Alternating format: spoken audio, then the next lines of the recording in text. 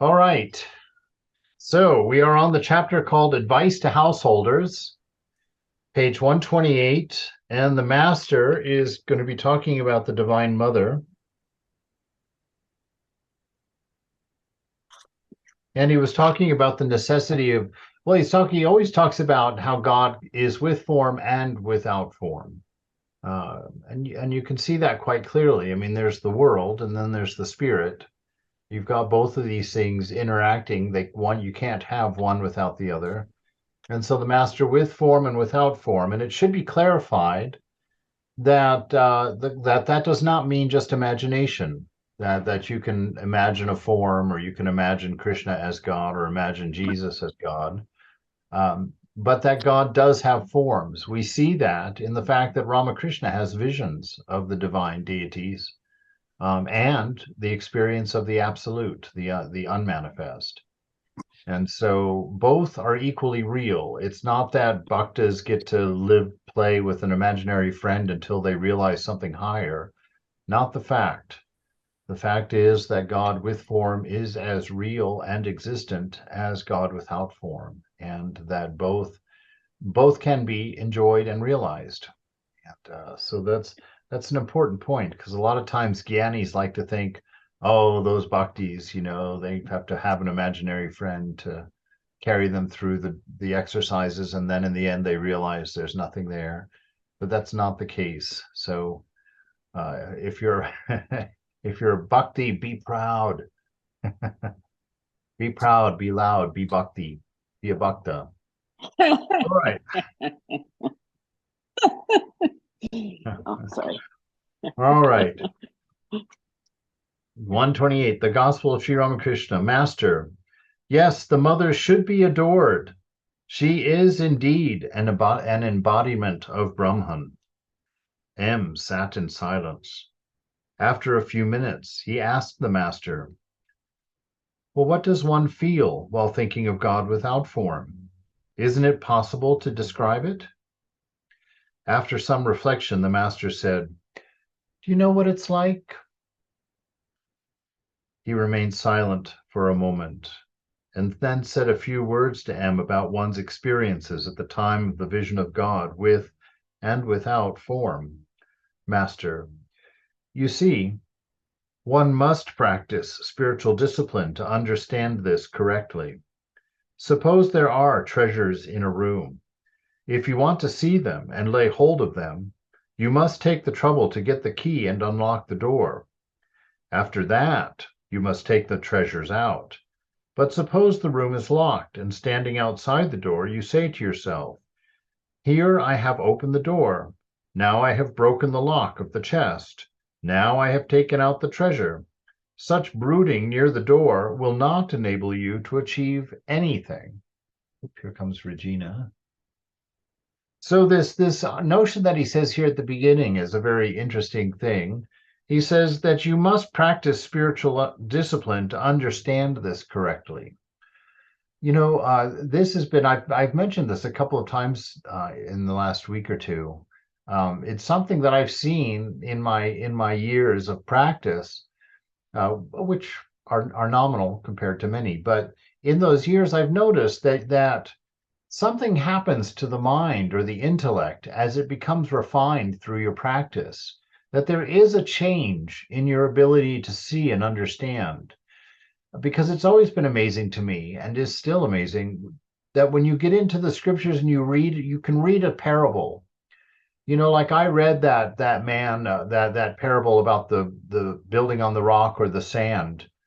My entire life, I've been exposed to that story by Jesus. And it was just always taught to me that it meant believing in Jesus, like that's building on the rock, like Peter. To believe in Jesus is building on the rock, and to not believe in Jesus is building on the sand. And I thought that was a good enough explanation, and that's what it meant for the majority of my life. And then reading it after having had some decades pass, and then understanding much more deeply about it, that the idea of building in the changing, and the idea of building on the absolute, that's a deeper meaning of that same story. And I imagine in another 20, 30, 40 years, if I'm around that long, that I'll read it again and there'll be a new and deeper meaning to that scripture. And so spiritual practice isn't just a study like situation where you prepare for an exam in order to realize God, but there's actually a real change happening in you as you do your practice. Your mind is becoming more refined. It's becoming aware of more and more subtle things. It's able to comprehend and to actually think about more subtle things. As it gets quiet and as you learn to focus, as you learn to bring things into concentration, as you learn to open and to be fully present in the moment, all of these things add to your ability to understand. And so sometimes in reading the scriptures, you may not get it, you may not understand it, or you may think you do. And then you come back a year later and read it again, and something brand new and something completely different from your original idea will be there. And so we see that he says this, but he's saying that all of these practices, you have to do them, not just talk about them. Like just repeating the name of God is not what it's about. There's a lot of dynamics, a lot of dynamics, yes, involved in meditation, in running the mantra through your mind, because that mantra is invoking the presence and learning to become aware of that presence, learning how to be absorbed in that presence, to understand what it means to be in that presence and how it changes you to be in that presence. All of these things coming together. And so this whole idea of spiritual practice becomes very alive when you think of it this way. It's like we're not trying to learn a fact. We're not trying to learn a formula or a philosophy. That these things, when you read a scripture, you should sit and think, how can I use this? How does this meet me? Is this just going to be another piece of information that I just toss up here into this basket of knowledge between my ears? Or does it mean something to my day-to-day life? Is there something about the way that I behave tomorrow because of this that will be different than the way today? And a good way to do that is when you read something in the scriptures to sit and contemplate, put mother in your mind and ask her, say, how do I use this, Ma? How is this going to bring me to my realization? How is this going to take me higher? That this putting into action is a primary feature that often gets put in second place by spiritual seekers. We do a lot of time studying and learning facts and ideas and where Vivekananda was on this day and on this time and who was in the room when Thakur said this. And all those things are great, lots of fun and helpful. But the real thing is, how does this change you? How does this deepen your understanding of who you are, of what you are, and what your role in this world is? You must practice discipline. The Gyanis think of God without form. They don't accept the divine incarnation. Praising Sri Krishna, Arjuna said, "Thou art Brahman absolute." Sri Krishna replied, "Follow me, and you will know whether or not I am Brahman absolute." So saying, Krishna led Arjuna to a certain place and asked him what he saw there. "I see a huge tree," said Arjuna, "and on it I notice fruits hanging like clusters of blackberries." Then Krishna said to Arjuna, "Come nearer. You will find that these are not clusters of blackberries, but clusters of innumerable Krishnas like me, hanging from the tree." In other words, divine incarnations without number appear and disappear on the tree of absolute Brahman. Wow, very interesting, because I've always heard that the avatars were numbered. There were going to be 10 of them, and as soon as there's been 10, then it's finished. And here you hear Ramakrishna talking about what's said in the Gita, that in this tree of the absolute, there's innumerable incarnations forming at all times. Divine incarnations without number appear and disappear on the tree of the absolute Brahman. Kabir Das was strongly inclined to the formless God. At the mention of Krishna's name, he would say, "Why should I worship him?" The gopis would clap their hands while he performed a monkey dance with a smile. "But I accept God with form, and I am in the company of people who believe in that ideal. And I also agree with those who believe in the formless God." M, smiling, "You are as infinite as he of whom we have been talking. Truly, truly, no one can fathom your depth." Master, smiling, "Ah, I see you have found it out. Let me tell you one thing. One should follow various paths. One should practice each creed for a time. In a game of Satrancha, a piece can't reach the center square until it completes the circle. But once in the square, it can't be overtaken by any other piece." This is an interesting instruction, actually. I don't remember Swamiji or Ramakrishna saying this before, that one should practice these different traditions just enough to be familiar with them. Go to a church and experience it. Go to a mosque and experience it. Talk with a Muslim and find out about their faith and their ideal. It's like it's not enough. This is again probably one of those places where he would say that it's not enough just to say that you accept other religions or that all religions are true. You should look at them and find their truth. You should look at them and feel your truth that you've expressed in Vedanta. Feel your truth in those religions as well. This is for me, this is one of the things I really enjoy quite a bit, is studying these other scriptures and always being amazed at how similar they are. Always being amazed at how common that the common problem of mankind is the same in all of the scriptures, and that the solution to that problem with man is the same in all scriptures. That we are an egotist, that we have this ignorant thing called an ego that convinces us that we're separate and apart from everything else. That's the common problem. Every religion teaches that we have this degradation from our pure form, from our natural form. And grace is the only way back. Every religion will teach that grace is the only way. And that through that grace, we are cured of this false independence. And we return to that true uniqueness, which is that one without a second.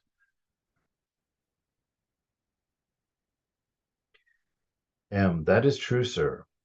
Master, there are two classes of yogis, the Vahudakas and the Kutichakas.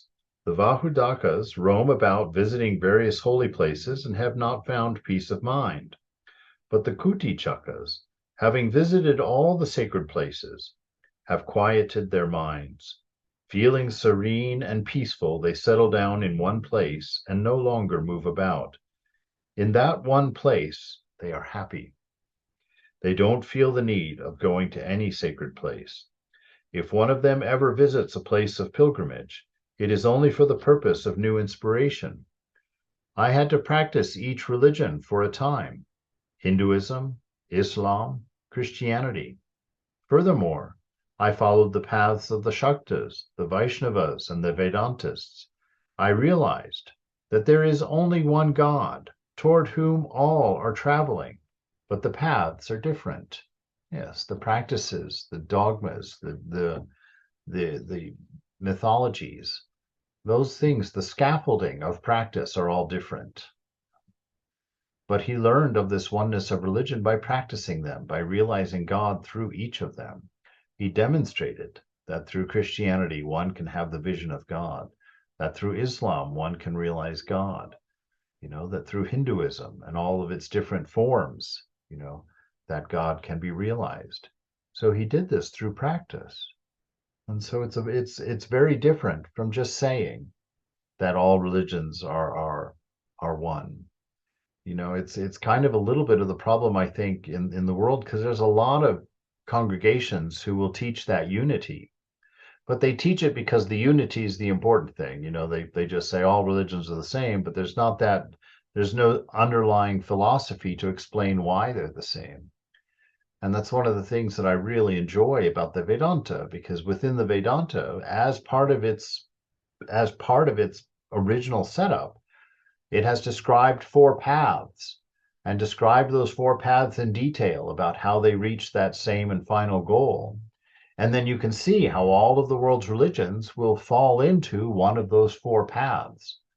And so the Vedanta, which has been there from the beginning, you know, for us, that's the world's oldest practiced religion, gave us that structure and the underlying philosophy to understand this unity, and that you can go deeply into that idea and find its truth through experience, not just through a belief system, but through an experience, as Ramakrishna did. Now, of course, most of us, it's going to take us at least one lifetime to get there on a single path. So we might not have time to do all four like Ramakrishna did. You know, he would practice one, and 2 weeks later, he'd have samadhi through that religion, and he'd move on to the next one. So he really paved that way for us and did that work so that we could see it and know it to be true. While visiting the holy places, I would sometimes suffer great agony. Once I went with Mathur to Raja Babu's drawing room in Benares. I found that they talked there only of worldly matters, money, real estate, and the other. At this I burst into tears. I said to the Divine Mother, weeping, "Mother, where have you brought me? I was much better off at Dakshineshwar. In Allahabad, I noticed the same things that I saw elsewhere, the same ponds, the same grass, the same trees, the same tamarind leaves."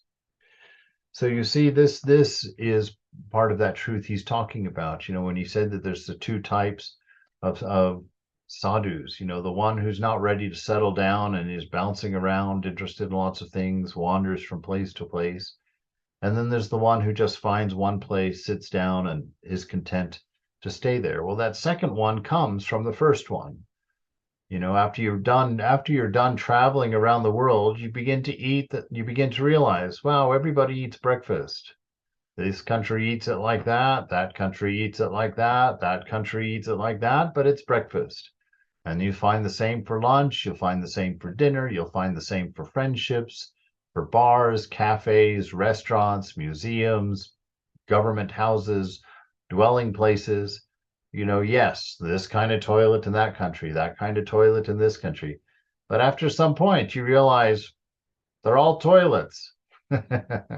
they're all they're all breakfast. You know, they're all daily routines. They're all jobs. They're all streets. They're all houses. And after you've discerned that and seen that, then you can let go of that need to go looking for the newness and that titillation of mind, that entertainment of change. And you can settle down and know all that I need is present here. There's nowhere in the world that I need to be other than here to reach my goal, to reach the divine. And so when you sit in your room, know that. When you sit down to practice, it goes even deeper than that, though. At every moment, you have everything necessary for your realization. Just do the work. Do the work. Take the time. You know, dig into your sincerity and your earnestness and let them drive you deeply into your practice. And always remind yourself of that. It's good. Sometimes I start my practice that way. I sit there and say to myself, all right, I have everything I need to realize God. And then I do my affirmations that Vivekananda says, I'm ever pure.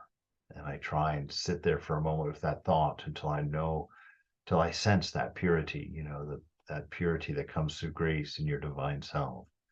I'm ever free. I'm ever blissful.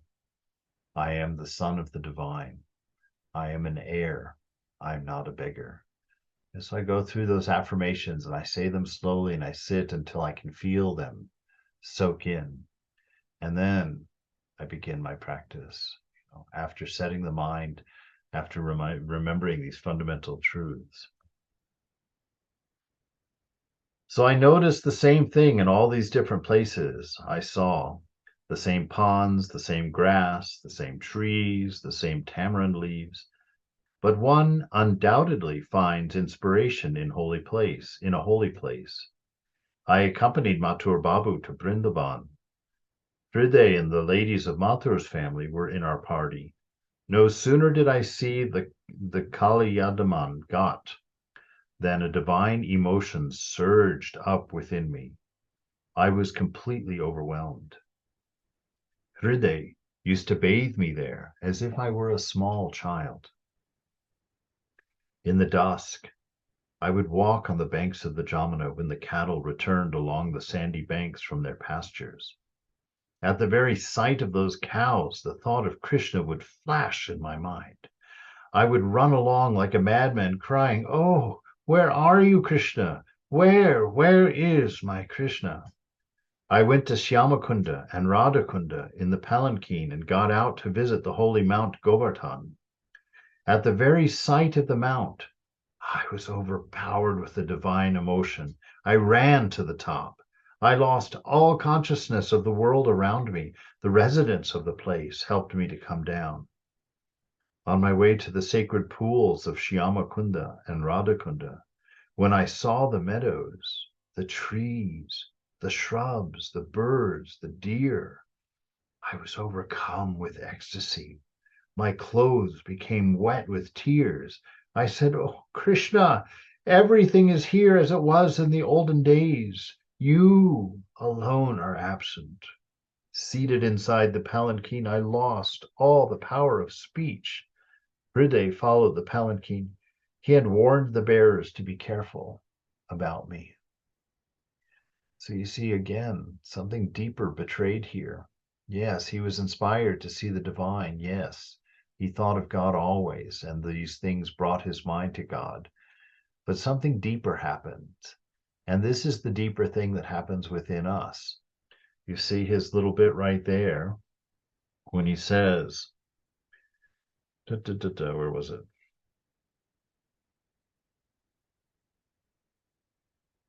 "Oh, Krishna, everything here is as it was in the olden days." You know, we see that about Mother too, where Ramakrishna has a moment where he realizes his nature. He realizes that he was in fact Krishna. He realizes that he was in fact Rama, you know. And so this identity becomes clear through practice. And for us, it happens too. We won't find out that we were Buddha or that we were Jesus. Most likely, I don't think. But anyway, what we remember, though, or what we know is our nature. When the mind silences and stops telling us that we have a relationship with the material, when our mind silences and in that quiet, we come to an understanding. We have always been here. We have always been here. That we are thousands of years old and we've traveled many, many, many paths. And you become aware of these things. Sometimes the memories return, but even if they don't, the knowing is present in the present. When we get rid of the stories and the truth about our nature starts becoming clear to us, the depth of our existence becomes something astounding to us. Ganga Mai became very fond of me in Vrindavan. She was an old woman who lived all alone in a hut near the Nidhuban. Referring to my spiritual condition and ecstasy, she said, "He is the very embodiment of Radha." She addressed me as Dulali. When with her, I used to forget my food and my drink, my bath, and all the thought of going home. On some days, Hriday used to bring food from home and feed me. Ganga Mai would also serve me with food prepared by her own hands. Ganga Mai used to experience trances. At such times, a great crowd would come to see her. One day, in a state of ecstasy, she climbed on Hriday's shoulders. I didn't want to leave her and return to Calcutta. Everything was arranged for me to stay with her. I was to eat double-boiled rice, and we were to have our beds on either side of the cottage. All the arrangements had been made when Hriday said, "You have such a weak stomach. Who will look after you?" Why, said Ganga Mai, I shall look after him. I'll nurse him. As Hriday dragged me by one hand and she by the other, I remembered my mother, who was then living alone here in the Nahabat of the temple garden. I found it impossible to stay away from her, and said to Ganga Mai, no, I must go. I loved the atmosphere of Vrindavan. About 11 o'clock, the master took his meal, the offerings from the temple of Kali. After taking his noonday rest, he resumed his conversation with the devotees. Every now and then, he uttered the holy word Om, or repeated the sacred names of the deities. You see, there's a practice right there. We're always talking about, I go through my day and I forget God completely. How can I remember God? Well, the same way Thakur did. Make it a habit every now and then throughout your day with some regularity. Chant Om to yourself for a moment. Think of the deities. Think of the stories, the parables, and inundate your mind with these ideals. A good practice for learning how to see is just pick anything. Look around your room right now and pick something, and look at it and think, how does that lead to God? That thing. And just look there until you can find a way of reaching the thought of God through that thing, and just go around doing that with everything. And you'll remember them after a while. After a while, they will, in fact, start making you think of God. And that's how you spiritualize your place. That's how you give your room an atmosphere. That's how it happens in temples. That's how it happens in shrines.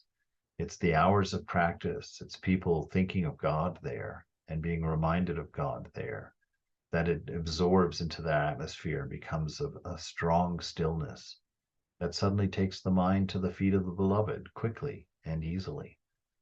So with practice, this is what we do. This is how we spend our days and our times, not just thinking about nothing, not just being entertained continually, but sitting there and looking at the world around us and say, God is everywhere present. How do I see him? How is it that these eyes don't see him? And you practice, you sit with that truth. You open to it. In your meditation, when you're sitting there with the Divine Mother, ask her, Mother, it's said that God is everywhere present, but why do I see chairs and tables and plants and skies and stars? How come I don't ever see the divine present everywhere? Ask sincerely. Mother will answer sincerely. After sunset, the evening worship was performed in the temples. Since it was the day of Vijaya, the devotees first saluted the Divine Mother and then took the dust of the Master's feet. Tuesday, October 24th, 1882. It was 3 or 4 o'clock in the afternoon. The Master was standing near the shelf where the food was kept when Balaram and M arrived from Calcutta and saluted him. Sri Ramakrishna said to them with a smile, I was going to take some sweetmeats from the shelf, but no sooner did I put my hand on them than a lizard dropped on my body. At once I removed my hand. Everyone laughed. Oh yes, one should observe all these things. You see, Rakal is ill, and my limbs, they ache too. Do you know what's the matter? This morning, as I was leaving my bed, I saw a certain person whom I took for Rakal. Everyone laughs. Oh yes, physical features should be studied. The other day, Narendra brought one of his friends, a man with only one good eye. Though the other eye was not totally blind, I said to myself, what is this trouble that Narendra has brought with him? A certain person comes here, but I can't eat any food that he brings. He works in an office at a salary of 20 rupees and earns another 20 by writing false bills. I can't utter a word in his presence because he tells lies. Sometimes he stays here 2 or 3 days without going to his office. Can you guess his purpose? It is that I should recommend him to someone for a job somewhere else. Balaram comes from a family of devout Vaishnavas. His father, now an Swami, old man. Yes. what was that part about the man with one eye? It seemed a little cold. Yes, and it Maybe, was. yeah. So can you like put a different perspective on it? Uh, we can probably play around with the understanding of it. I've never been able to make it easier to understand. You see, we the spirit is the subtlest vibration, right? That's Brahman is absolute stillness. And then there's slight vibrations coming down into the subtle world, the world of the soul and the world of the subtle body. And then those vibrations get bigger and they come down into this manifestation, these bodies. So mind manifests the body, right? And spirit manifests, or the subtle body manifests the mind. And so the impure mind, or the vibrating mind, changing mind. So that step down, there's a cause, there's a relationship between them. And so Thakur, knowing all of those different levels, could look at a person and read their body. He could see by the weight of their hands, or the shape of their chest, or the heaviness of their belly, or the alignment of their eyes. He could get all sorts of information from them just by looking at them. I took a class at the Heartwood Institute back in '97, where one of the things that we learned in class was toe reading, and it was the idea that our relationship with the earth. Now, this is not a teaching, this is just a story, that our relationship with the earth, that we took energy from the earth through our left side of the body, and we expressed energy back into the earth through the right side of our body. And so this teacher had all of these drawings mapped out about the lines of energy as it traveled through the body.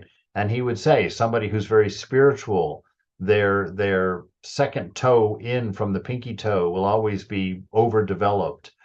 If they're a spiritual person, the toenail on their big toe will angle up. If they're not well integrated, there'll be different spaces between their toes, and each toe had a different meaning about a different category.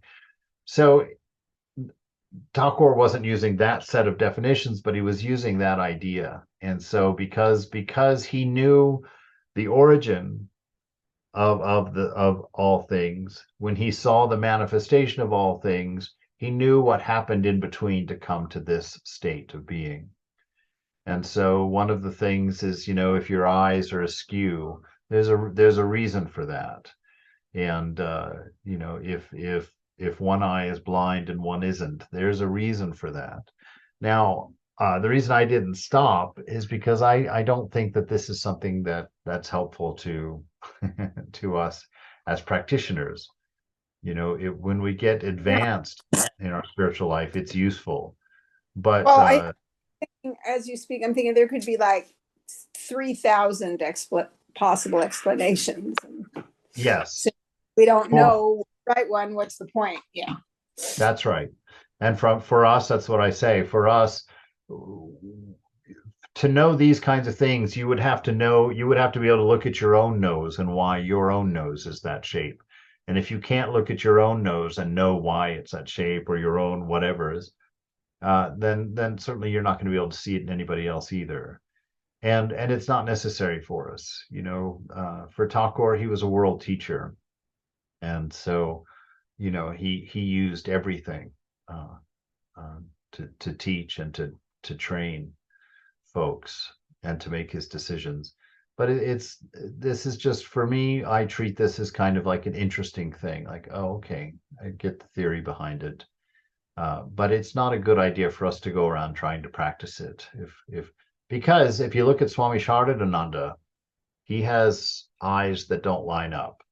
Okay. So that right there is a demonstration that it's not a rule for everything, that the same rule is not the same for every person. So because this one person's eye was bad and Ramakrishna makes a statement about it, that does not indicate that everybody with a bad eye has the same reason or the same issue. And only an advanced spiritual teacher would be able to see that subtlety, to know the difference and to be able to call it correctly. So I'm not sure about the whys of these things, but what I take away from it is that my manifestation is my manifestation, that I am manifesting a series or a story about divine love, and everything in my body is a part of that manifestation.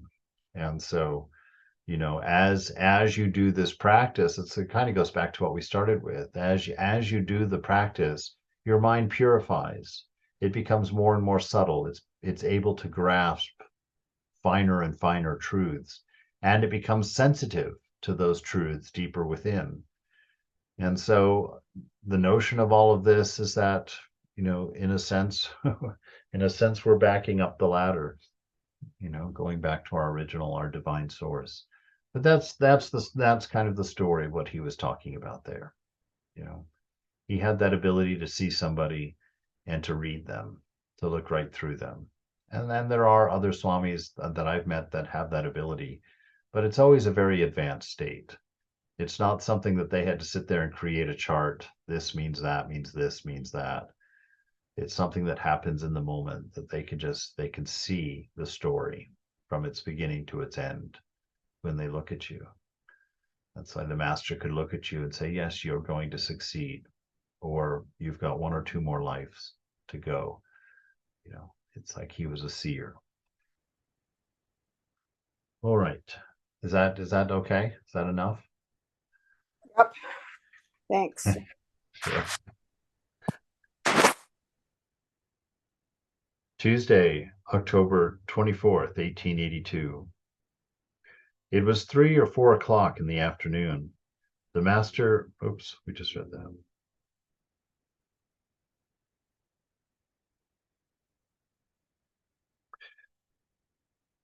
Okay. Balaram comes from a family of devout Vaishnavas. His father, now an old man, is a pious devotee. He has a tuft of hair on his head, a rosary of tulsi beads around his neck, and a string of beads in his hand. He devotes his time to the repetition of God's name. He owns much property in Orissa and has built temples to Radha Krishna in Kotar, Vrindavan, and other places, establishing free guest houses as well. To Balaram, a certain person came here the other day. I understand he is the slave of that black hag of a wife. You want direct, there's direct. I understand. He is a slave of that black hag of a wife. Why is it that people do not see God? It is because of the barrier of woman in gold. How impudent he was to say to you the other day, a Paramahamsam came to my father, who fed him with chicken curry. In my present state of mind, I can eat a little fish soup if it has been offered to the Divine Mother beforehand. I can't eat any meat, even if it is offered to the Divine Mother, but I taste it with the tip of my finger, lest she should be angry. Everybody laughs.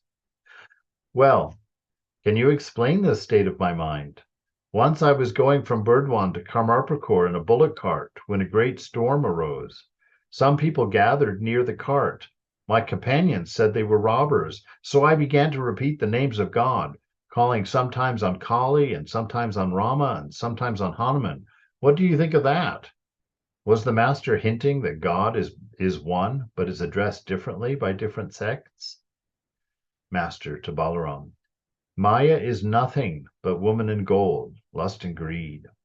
A man living in the midst gradually loses his spiritual alertness. He thinks all is well with him.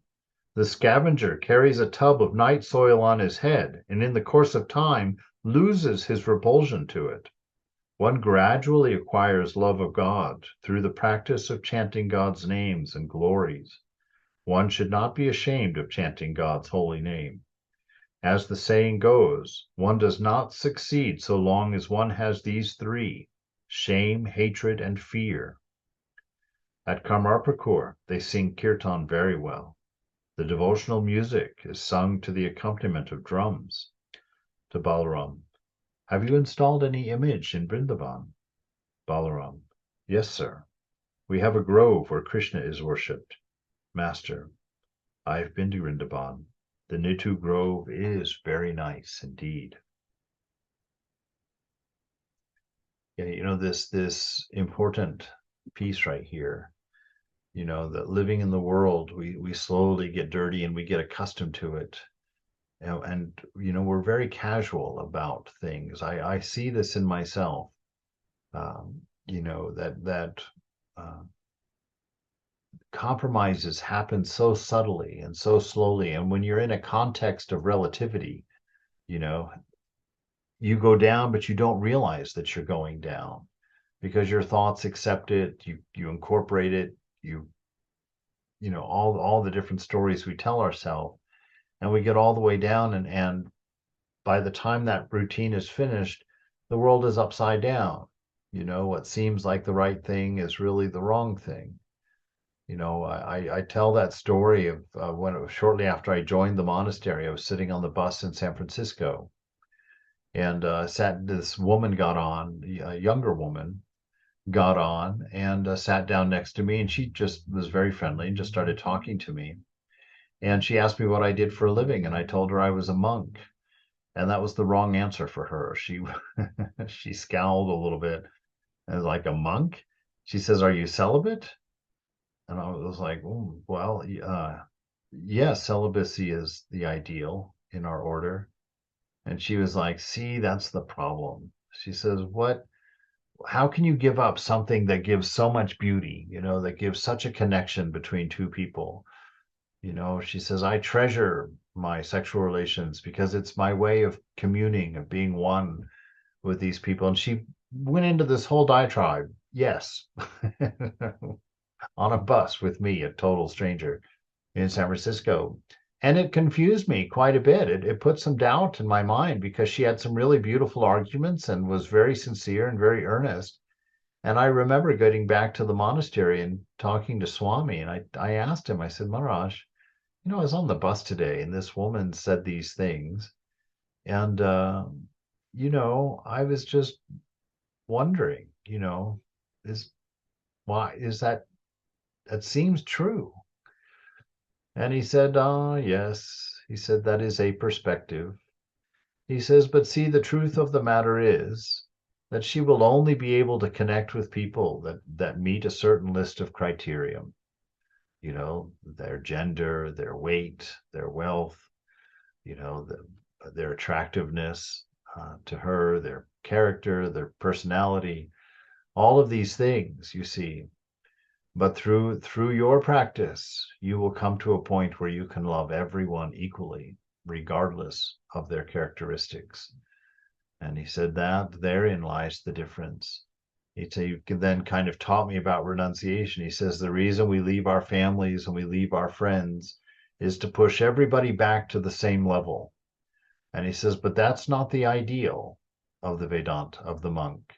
He says, then you have to bring them all forward until all of them are your mother, until all of them are your father, until all of them are your lover, your brother, your sister. And he says that's the practice that can only be done through renunciation and celibacy. He says otherwise the world under the ego is always about particulars. And the more you indulge in a particular, the more particular that desire is going to become. At first you may like a cup of coffee that you get down at the diner, but then you start drinking coffee and you realize, coffee from Kenya tastes different from coffee from Costa Rica, a little bit different from coffee from South Africa. And then you form a presence. And by the end of the thing, you will only drink coffee, that comes from a certain year at a certain place and a certain coffee farm in a certain country at a certain time and is prepared in a certain way. Otherwise, it will not be good coffee. And he says that's the way with all vice, all things in this world. If you accept your desire for them and begin to pursue that desire will become more and more and more particular. And we don't realize that that's happening. As a matter of fact, the world kind of lauds the connoisseur, honors the connoisseur, And so this careful watching of our mind, this is why we spend time in the scriptures. This is why we read about Thakur, because his life as he lived it is the ideal. The way that Jesus lived is an ideal. The way that Buddha lived is an ideal. And so we spend time in their company to maintain our understanding of our ideal. Otherwise, if we're independent from that, it slowly degrades until being just a nice person is our ideal. That's a good Just, question. uh-huh. Not lost. Okay, so there's the okay, so there's the girl on the bus, and she thinks that, to have a good life, you need to include sex. And you go Uh-huh. to the girl, tell him, and he says, "What? Something about she's never going to be able to get what?" No, he's not never be able to get anything. He said that she, in her ideal, that she will only be able to share that unity with one person at a time, and that one person will always have to meet a set of criteria in order for that interest to happen. Well, that's pretty intense. It is. And then in contrast to celibate people, or just in contrast to spiritual people? I didn't catch. Well, I was a monk at the time. I was a Right. brahmachari. So he was talking about the monastic ideal and uh, why she wasn't going to get somewhere that I couldn't get, and that actually where if somebody following this set of practices is going to end up in a better place, a, a, a greater capability to show love. For That's, people with all their warts and blemishes and yes, with no conditions. That the ideal of love for all spiritual seekers, but he was talking in the context of monastics because that's kind of where I was coming from. And he said that our ideal will teach us to love everyone independent of condition, whereas her path will pile on conditions as it develops. You know. interesting. I'll think about that. And then you were talking about ideals in general that you continue. Oh, Yeah. and it has her hand up. Yeah, it's Ganga, do you have a question? Yeah, I do actually. I don't want to interrupt Regina though. Oh, she pointed your hand out, so Oh, all right. Um, so my question was, it's funny that we're reading this passage because this is a passage that I've had like so many questions about for a long time. And the sentence where he says black hag in particular, because it is such a jarring term to hear come out of his mouth. Because sometimes you hear Tagore use that like rustic language that is so charming and makes us laugh. But dang, Black Hag is really intense. That's an intense one. How do we reconcile the fact that we know Tagore, at least we assent to Tagore as being like infinite, compassionate love, and the term Black Hag, or even just beyond that, like that very stern renunciation that he expresses in his words. It makes Yeah. me think the witch in Hansel and Gretel, luring candy. Yeah, and he's meaning at least that. I don't have a means of lessening this and making it acceptable. Tagore said it. We are very protected in the English translation of the gospel. We're very protected from I know. Tagore. He was a village boy. He was a country Mm-hmm. boy, and he wasn't sophisticated, and he wasn't a smooth talker, and he wasn't eloquent, and he always said exactly what he meant to say. And from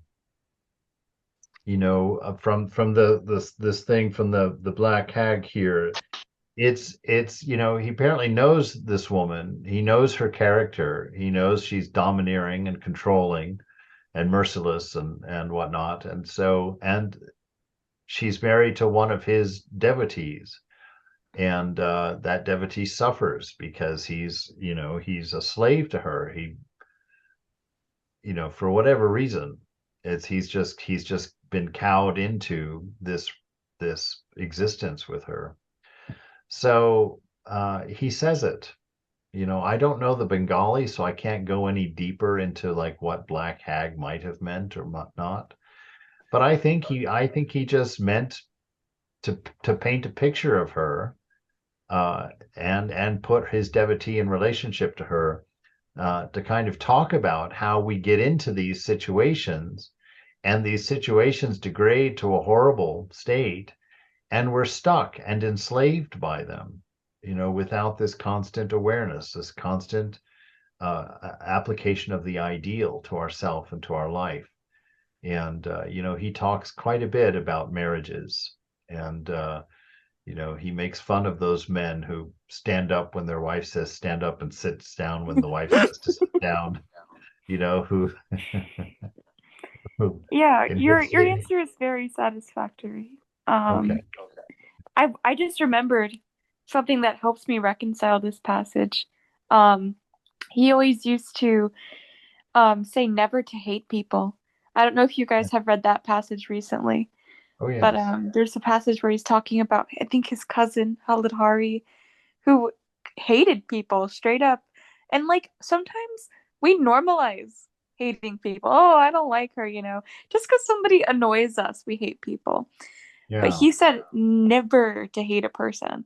So once I remember that these words aren't coming from a place we're used to hearing people say this kind of stuff at, it helps me. So I'm like, oh, he's talking from a completely different level of existence. Yeah. Yeah. I mean, But yes.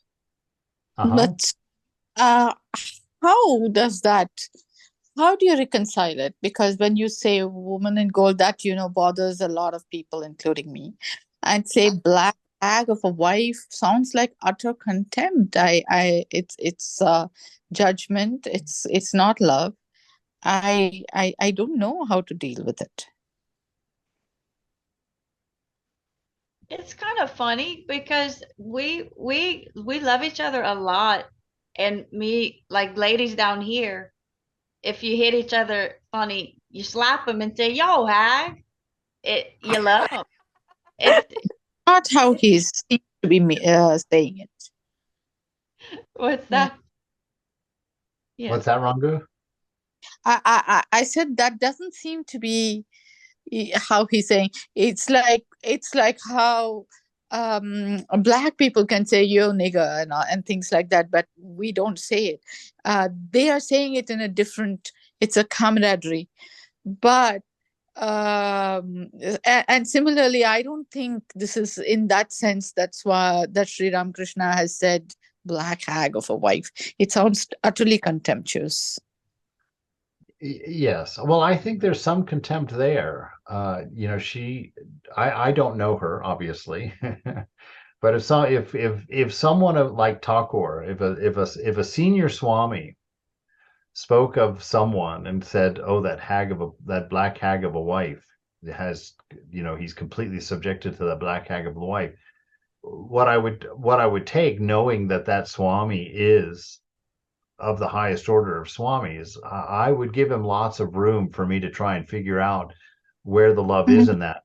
But I think what, for me, I read something like that, I think it's funny. I know that Thakur had a mouth on him, and I also know that he said what he meant.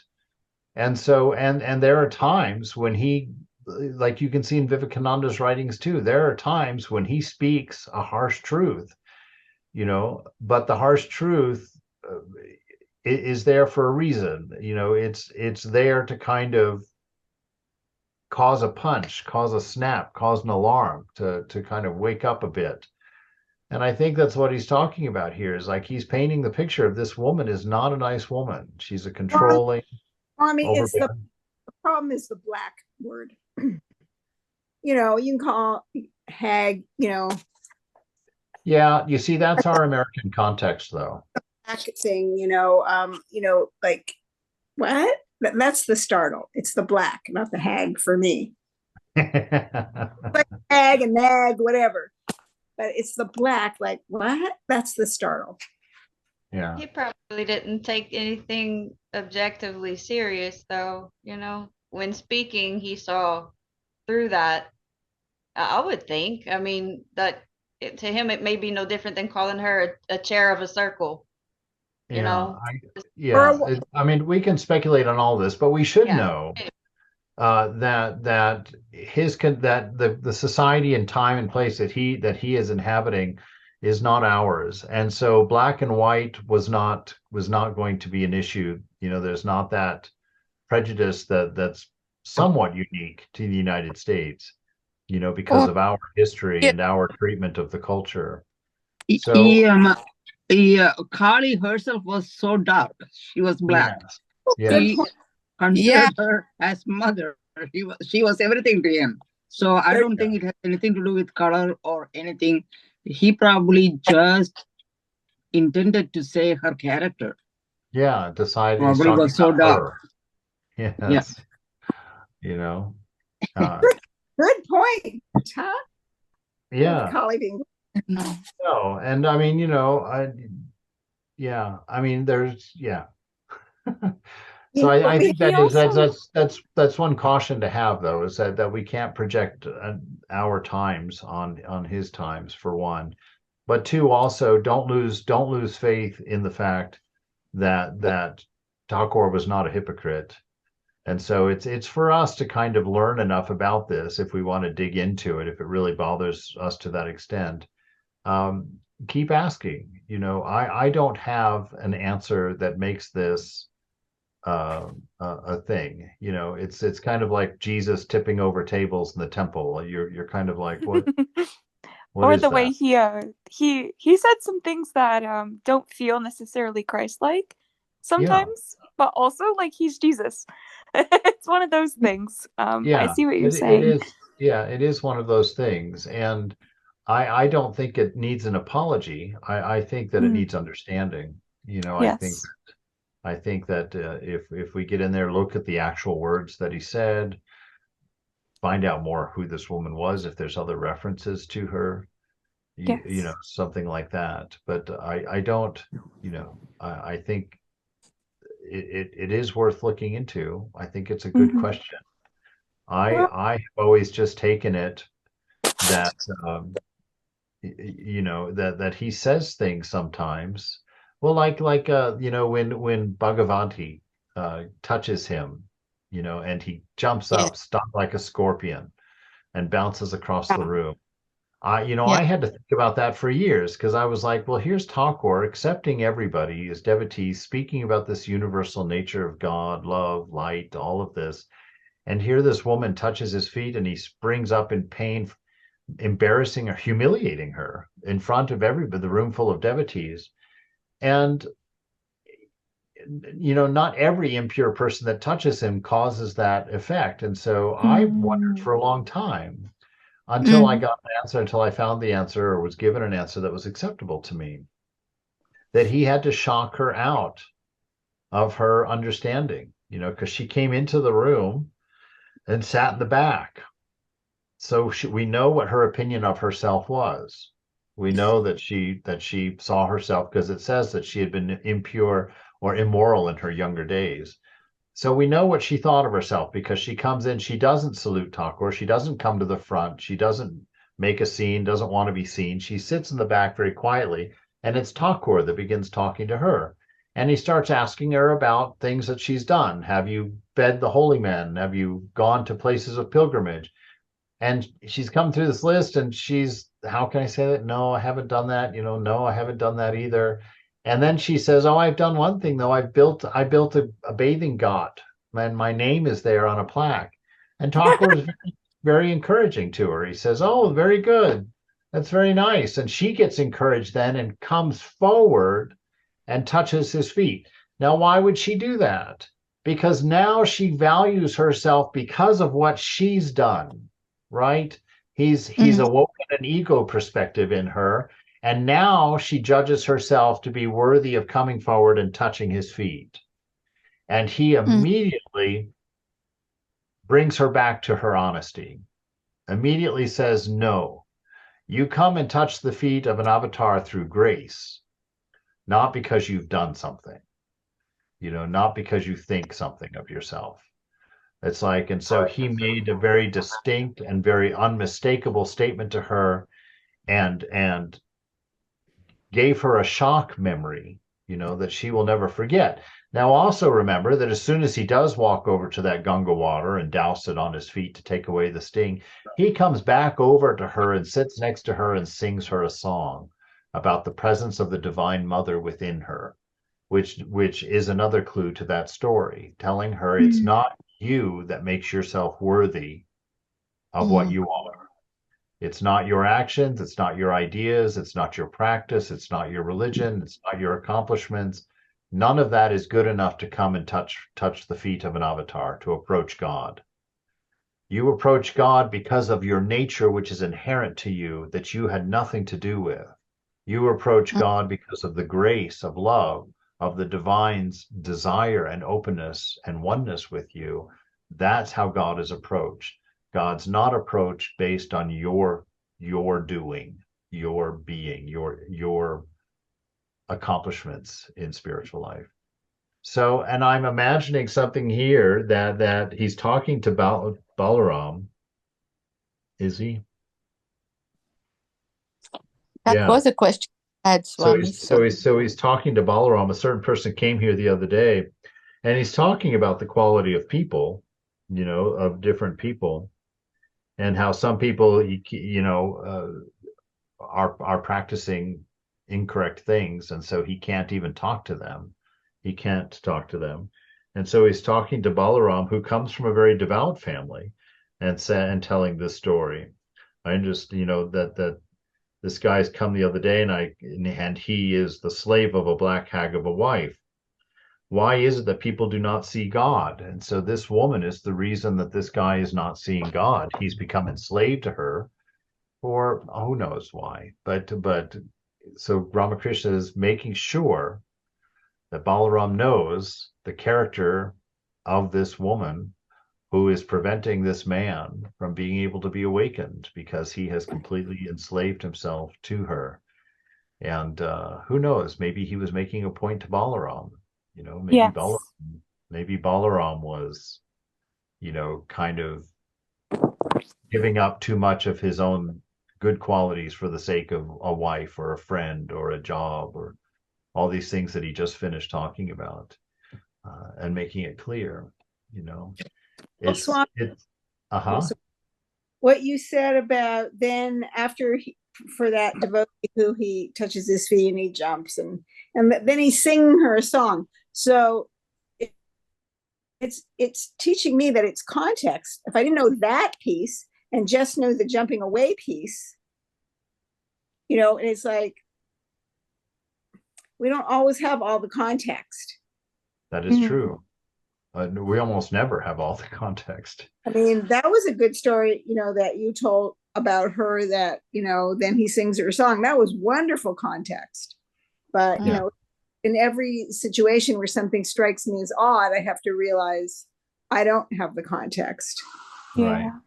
And for me, the mind, like all these gajillion fabulous things he says, and then I'm like jumping on this one weird thing. Story of my life, Regina. Yeah. No, there's some truth to that, but I want to say it's good to have a problem with something like this. It's good to be nagged by it, because when I read that story of Bhagavati, I was personally offended, because I have a lot in common with that woman. I've not always been the peaches and cream that I like to think I am these days. And that I certainly, if she stung Thakur, I would have tossed him across the room if I had touched him. It's like I know these things, and so when I read that, I had to wrestle, and so I wrestled for a good 10 years with that story to try and figure out, because it would always nag me whenever I'd go in the shrine and want to be at peace in front of Thakur. I was always this little thing in the back of my mind. Well, look, Bhagavati couldn't even touch him. How do you think that you can come and sit before Thakur here? And so through wrestling with that and reading that story again and again and again, and praying for understanding of that story, one day I understood. One day I read that story and was like, oh, okay, I get that. I get that. And it took me a long time to understand that. So I encourage you, be offended by things like this, but don't draw a conclusion. Just hold it in your mind and say, God, I just must not understand that. Because we Yeah. are talking about an avatar, we are talking about a Jesus or a Buddha. And we Yes. don't remember these people's names for thousands of years because they were ordinary people. We remember them because they were distinctly unique and at a level of being that we aspire to. And so hold it in that place. Don't diminish Thakur because of it, but say, how do I reconcile those two facts, that Thakur is this universal love of light, and he calls this woman a black hag? What what is the meaning in that? Because I guarantee you there is some. And if you hold it in there and wait for an answer, you'll get one. You'll get a good one. And this might turn around and become one of your favorite passages, like Yeah. mine with the story of Bhagavati. I love to read that story now because I feel like I'm at the point in my life where Thakur's singing me a song and telling me why I'm valuable and telling me where my gems are and why they're there, and that he himself placed them there for me to find. And it's changed that story radically for me from being one of discouragement and alienation from God to one of a very playful unison with the divine, to where I know that it's not because of what I have made of myself that I'm here doing this, that it's because of God's love for me that I enjoy my life and that I have been led on this path to be where I'm at, and that removes all the stress, that removes all of the insecurity, because it's an isness. I accept I'm a child of God and I didn't do that. I'm a child of God and I had nothing to do with that. I am going home because God put his divine image within me at my creation, and I had nothing to do with that. And so knowing that in an honest way inspires devotion and love and will bring us to the divine. If we take that as a license to go do whatever we want, we'll still come home to the beloved, but we're going to be in really bad shape when we get there. Lots of bruises, lots of scars, lots of things not working anymore. And we'll come hobbling in to the divine, no doubt. But so yes, I encourage you, if these things are hard, let them be hard. Don't make a sugarcoating excuse for why Thakur can say something like this without knowing. And hold it and ask and pray about it and wrestle with it until you get your answer, and then come and tell me. I'm just glad I'm not the only one. Yeah. No, I think it's right. All right. I wanted Yes. to interject. I'm sorry, but I wanted to put this in context really quickly, because I remember some important quotes. Every time I think that Thakur is alienating someone, I always remember this quote. I think it was in one of Swami Shivananda's reminiscences, if I'm not mistaken. He said that he always used to say, God in the wicked, God in the lustful, God in the hypocrite. He would repeat that and think about it. And you hear him calling out hypocrites to make examples for other people. But how it's less of an example for another, it's less of a reflection of Thakur alienating said person personally versus him making an example to teach devotees. There's a saying, Swami Prabhavananda quotes Swami Brahmananda saying it to him. He says that the mother teaches the daughter so that she can teach the daughter-in-law. So there's a sort of like indirect, he uses these people as examples so that perhaps he will not call out the people right in front of them and humiliate them. That makes sense. Right. Yeah, and that's an explanation. Yeah, it's like that, Thakur would never say something to somebody that was not for their betterment. So it's like that scripture in the book of Romans, all things work together for good to those that love God. So you can know that everything Thakur did had the end game of bringing someone to light, bringing someone some truth. Like Bhagavati's sting was to show her that, yes, your condition is one of need, and I have what you need, but your confidence in yourself should not be diminished because you are a child of the mother. She dwells within you. She moves you. So your value is in that, not in your accomplishments. And so, with this woman here, who knows? But I think it's clear what he's saying. Don't be a slave to other people's will. Don't be a slave to the world. Don't be without desire. Because if you have desires, whatever is fulfilling those desires will be your master, right? Jesus says God cannot love the material, or a person cannot love both the material and the spiritual. You cannot have two masters. You will love one and you will hate the other. So that's the truth of it. And so understand that whatever Thakur's motive was, ultimately it was to teach, it was to lift up. And so we can meditate on that passage, and maybe you'll start referring to someone you love as a black hag.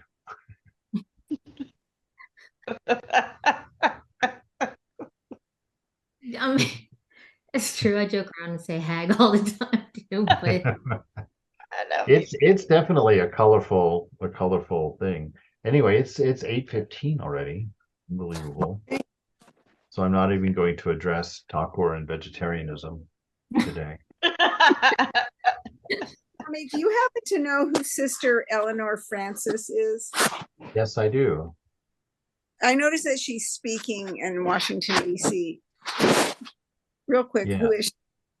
Who is she? Real quick. She was a nun at the San Francisco ashram many years ago, probably 30 or 40 years ago. And her Christian samskaras were just so deep that she just told Swami, I just really need to be in a Christian environment where I can take communion. That's very important to me. And so the convent and Swami Prabhudananda helped her find a convent that would be broad enough to accept her as a Vedantist and spiritual enough to take her forward on her journey. And they found one in New Jersey. And so she has been a nun and is now Mother Superior of that ashram or of that convent in New Jersey. And they have their big ministry is they have a facility there for rehabilitating drug and alcohol Wow. users. Is she a Wow. good speaker? No. Good to know. Now I have to edit this video. She is a delightful person. She's a very sweet person and a very spiritual person, and has lots of interesting things from her experience to say. And she's spoken there many times. So it's like many swamis. There's a lot of swamis that aren't good speakers who say very beautiful things that Yeah. should be heard. So she's like that. She's not necessarily gifted in her elocution, but she is a great heart and someone who has a very interesting life. Certainly. Yeah. Fascinating, Swami. Yeah. I- It was something when I found out. I went to visit her a couple of times when I was up at Holy Cross Monastery, because her convent's also not ecumenical. What is that? Episcopal. An Episcopalian convent. Oh, yeah, that makes sense, Swami. Yeah. So, but I love the fact that when she said that to Buddhananda, he didn't try or talk her into staying at all. That really the center put their resources together to help her find a suitable place Mhm. to carry on her monasticism. Because I heard that Mhm. story very early on in my spiritual life, and I really thought that was profound. I thought that was a real testament to what we say, that all religions are true and that all paths lead to the same goal, that we would let one of our own go with a blessing, wonderful thing. Yeah. Anyway. Thank you, right. Maharaj. Yeah, thank you, Swami. Thank you. Be well. Jai Ma. Jai Safe Ma. travels tomorrow, Swami. Thank you. Thank you. I'll have lots of videos for my vlog, because it's wonderful over there. Mm. All right. Good night, night. Swami.